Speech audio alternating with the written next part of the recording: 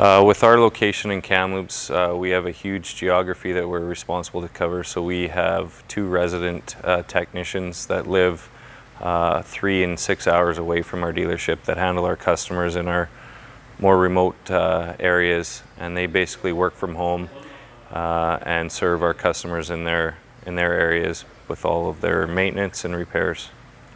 So the service manager would take the calls from the customer and then in turn relay the job needed and prepare any work order requests to that technician. And that would all be sent through email and telephone, and then the technician would then log into his laptop, log into the job that he was assigned to, and get to work for the customers. This is fairly unique to Kamloops Prairie Coast, just based on our geography. I'm not aware of any other John Deere dealers that have the same area of responsibility that Kamloops has, so I would say this is unique to us.